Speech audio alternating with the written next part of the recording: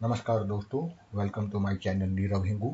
और आज हस्तरेखा की सीरीज में हम बात करेंगे सूर्य पर्वत पर, यानी सूर्य पर्वत के ऊपर विशेष जो साइन एंड सिंबल जिसको चिन्ह कहते हैं, उन सारे चिन्ह और चिन्हों का क्या मतलब होता है, उसका क्या फलादेश रहेगा, इस पर हम विचर्चा करेंगे। तो चलिए शुरू करते हैं।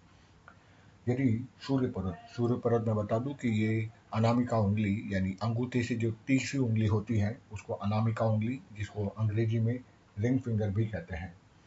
तो वो रिंग फिंगर के नीचे जो क्षेत्र है उसको सूर्य क्षेत्र या फिर सूर्य पर्वत नाम से जाना जाता है। यह सूर्य पर्वत के ऊपर अलग अलग चिन्ह यानी जो रेखाएं रहेगी उस पर हम बात करते हैं। सूर्य पर्वत पर यदि आपको एक रेखा उपस्थित दिखती है तो ऐसे व्यक्ति को धन, मान, पद, प्रतिष्ठा बहुत मिलता है। समाज में बहुत उसका सम्मान रहता है और एक प्रकार से धनाढ्य व्यक्ति के रूप में ये जाना जाता है। प्रतिष्ठित व्यक्ति के रूप में इसका मान सम्मान होता है। यदि सूर्य पर्वत पर कई रेखाएं हो यानी एक से ज़्यादा रेखा हो तो ये कला क्षेत्र की ओर रुचि दिखाता है और ऐसे व्यक्ति कलात्मक क्षेत्र में अपने पदार्पण करता है और एक उच्च स्थिति पर जाता है कला क्षेत्र के अंदर में। ये भी देखा गया है, इनको पद की प्राप्ति बहुत जल्दी मिलती है, उच्च पद पर बहुत जल्दी पहुंच जाते हैं और राज्य की क्षेत्र में बहुत उच्च स्तर प्राप्त करता है। यानी व्यक्ति यदि एक से ज़्यादा रेखा पाया जाता है सूर्य पर्वत पर तो ये पॉलिटिक्स में बहुत अच्छा काम करते हैं और पॉलिटिक्स पर चाहे पार्टी में रहते हो या किसी मिनिस्ट्री में हो तो इनको बहुत हाई लेवल की पोजीशन मिलती है। यदि सूर्य पर्वत पर आपस में रेखाएं एक दूसरे को काटती हो उस अवस्था में ऐसे व्यक्ति को नौकरी में बहुत ही ज़्यादा डिस्टर्बेंसेस आती हैं। ऑफिस पॉलिटिक्स के ये लोग शिकार पाए जाते हैं।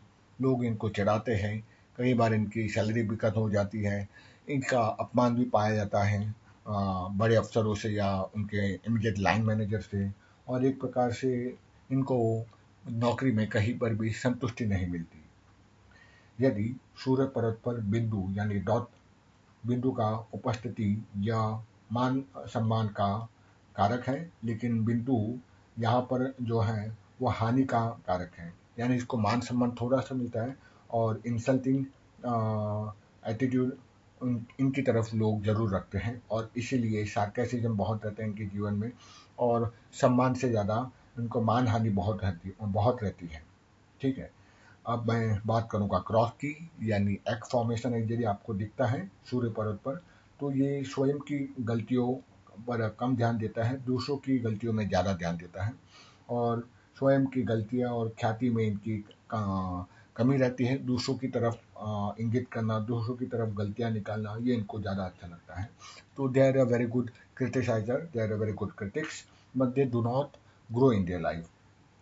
नक्षत्र यानी एस्ट्रिक जैसा साइन यदि आपको दिखता है, एक एस्ट्रिक, तो यह नक्षत्र इस बात का कारक है कि इस व्यक्ति को असाधारण बहुत ही जबरदस्त प्रसिद्धि मिलती है, बहुत ही ज़्यादा नेशनल इंटरनेशनल लेवल का, और साथ साथ में उच्च स्तर का पद की प्राप्ति होती है। यानी डेजिग्नेशन वाइज उनको बहुत अच्छी डेजिग्नेशन मिलती है, कॉरपोरेट में हो, राजनीति में हो, एनजीओ में हो, जहाँ पर भी जाएंगे उसको एक अच्छी पोजीशन, यानी अगर मैं बोलूँ एनजीओ में जाएंगे तो president, secretary, general secretary, treasurer ऐसी पोजीशन मिलती है।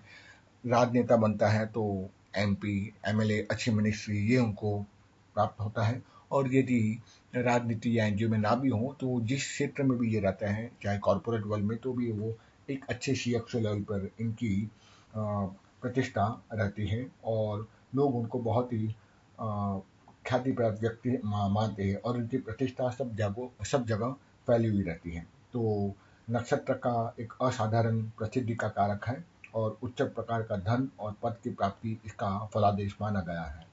अब मैं बात करूंगा वर्ग, यानी कि स्क्वायर शेप यदि आपको दिखता है सूर्य के पर्वत पर तो सम्मान असामाजिक तत्वों से दूर रहते हैं और उनसे लोग बहुत घनिष्ठ मित्रता अपनाते हैं।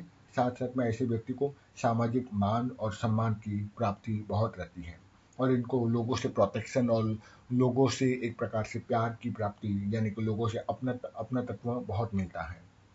फिर मैं बात करूंगा वृत्त यानी कि सर्कल फॉर्मेशन। यदि आपको सर्कल या वृत्त की रेखा है यानी कि सर्कल फॉर्मेशन दिखती है सूर्य पर्वत पर, तो विदेश जाने के चांसेस, विदेश में बस जाना, विदेश गमन करना या विदेश में नौकरी करना, ये इनके चांसेस बढ़ जाते हैं।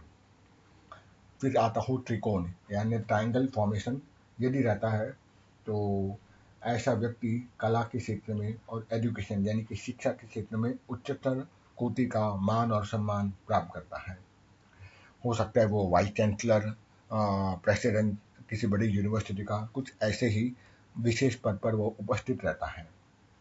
फिर आता है जाली यानी कि यदि जाली का आपको चिन्ह दिखाई देता है तो ये व्यक्ति बहुत ज़्यादा मानहानि प्राप्त करता है, लोगों की निंदा खुद करता है और लोग उनकी निंदा सबसे ज़्यादा करते हैं।